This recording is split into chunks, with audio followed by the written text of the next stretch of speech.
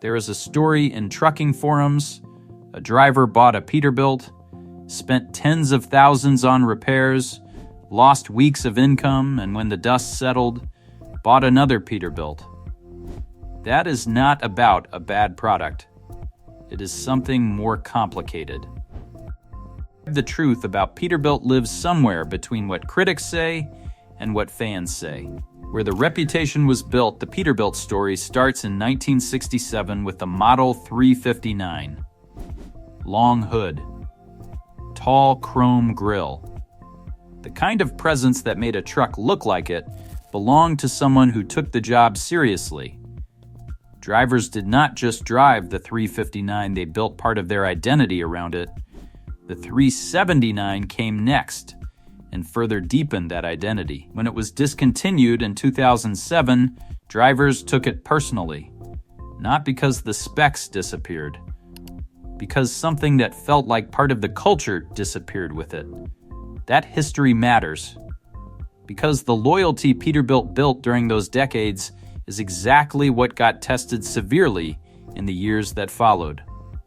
The years that damaged the trust between 2016 and 2022. A pattern emerged across trucking forums, service departments, and owner-operator networks. Drivers running the Packer MX-13 engine in their Peterbilts were reporting emissions-related failures. For some, the repair bills reached tens of thousands of dollars. For others, the downtime was the bigger problem: weeks sitting idle while freight went elsewhere. One fleet replaced its affected trucks with newer Peterbilts. The problems came back. This is the part of the Peterbilt story that tends to get lost in sponsored reviews and dealership conversations.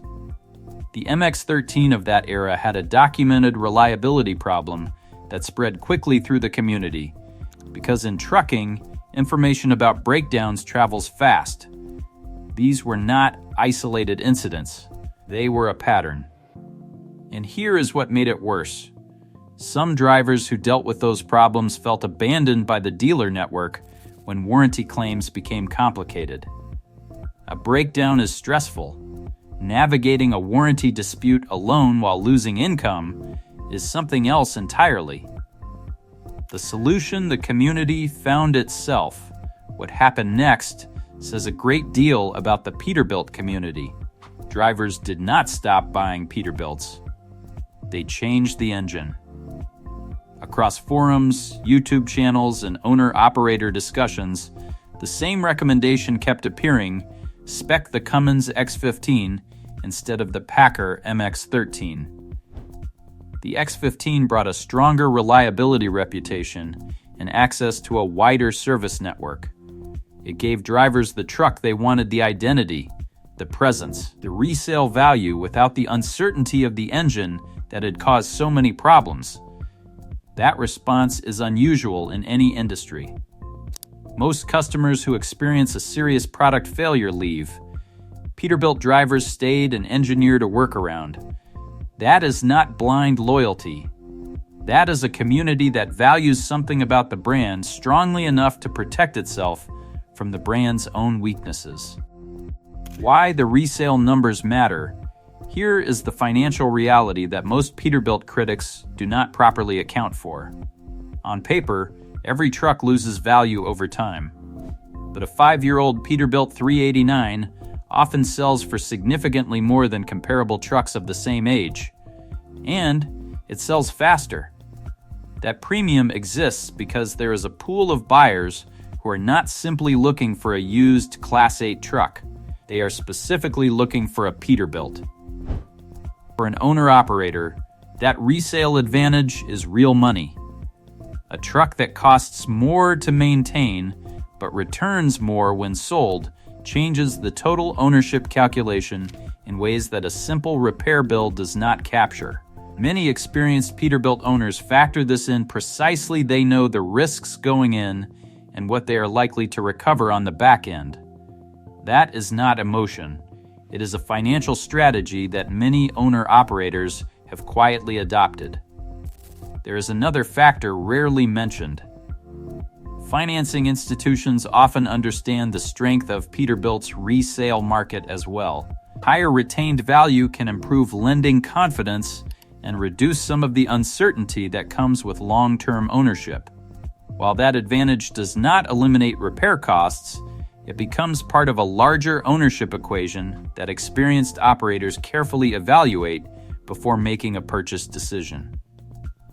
The 589 and what it means. In 2023, Peterbilt introduced the Model 589. Long hood, chrome grille. The same presence that made the 379 a cultural reference point for an entire generation of drivers. The 589 was not a budget product. It was a statement.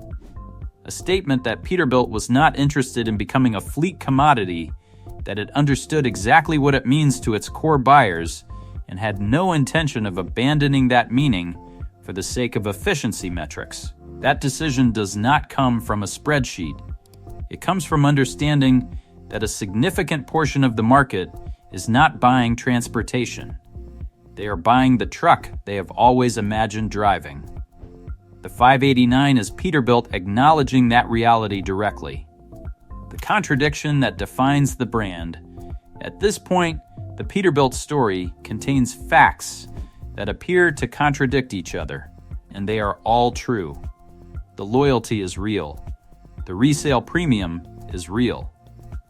The MX-13 problems between 2016 and 2022 were real.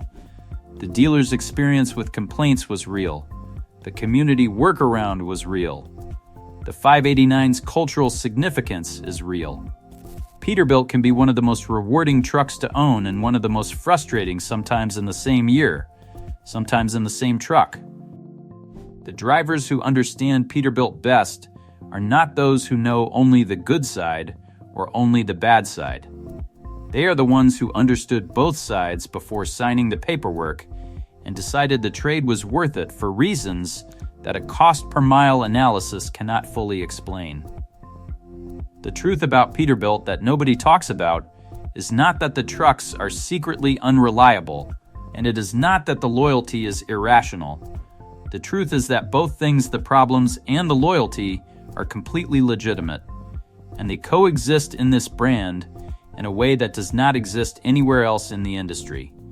That is what makes it worth understanding honestly. What keeps the Peterbilt conversation going is that the brand continues to inspire strong opinions from people who depend on their trucks for a living.